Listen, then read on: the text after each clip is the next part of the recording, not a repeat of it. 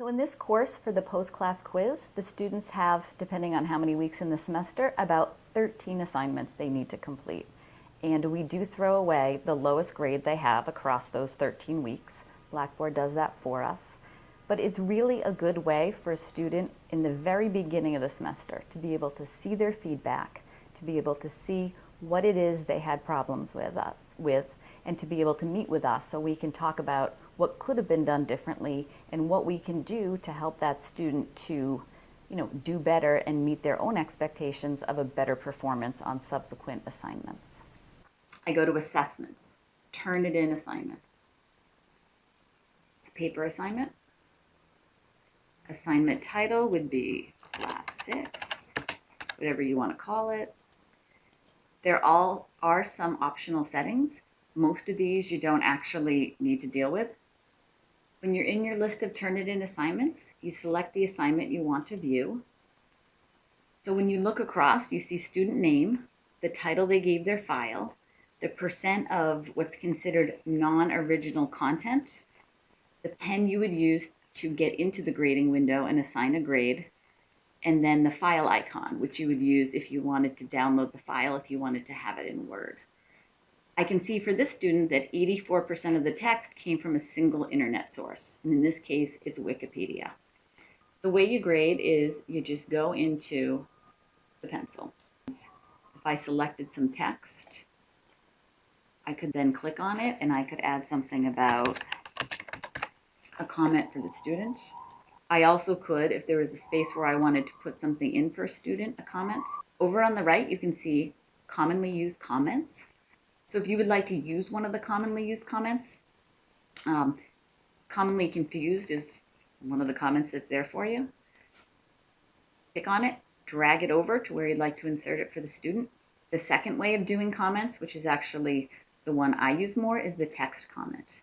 So you click over on the T in the upper right, text, and you can just click and write wherever you wanted to say something. So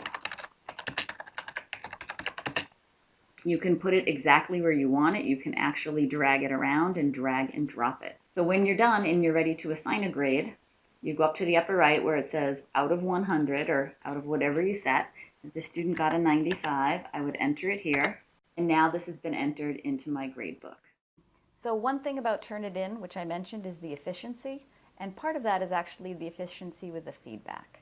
So I think using Turnitin really improves the feedback the students get in multiple ways. One way is that they get it more quickly. One way is, to be honest, that it's legible because this isn't anybody's handwriting. They're actually reading comments that were typed in. And with Turnitin, it's very easy to put the comment exactly where you wanted it, almost similar to if you were using tracking, so the student can see actually exactly what you're talking about. Student Turnitin also has several what I would call almost canned comments that you use, but they're comments that you may want to use repeatedly. So there are certain comments about a run-on sentence. You can just drag it over to the questionable sentence, and now the student can see where you've marked something, and they can actually click on it and see what the grammar rule is about a run-on sentence. If there are comments that you have repeatedly, instead of writing, a 12-word sentence multiple times on everybody's document, you can do that comment once and you can save it. And so you can use it again and again. So students are getting the complete response to what you're trying to put. Students access these comments through Blackboard and they see their sheet of paper, they see where the comments are, and they have it for the entire semester. So when they go to study for the final, they haven't misplaced their assignments. They can still find their answers, they can still find their feedback. If I meet with a student, we can sit down with Blackboard and actually pull up all of their assignments and go through them with the feedback.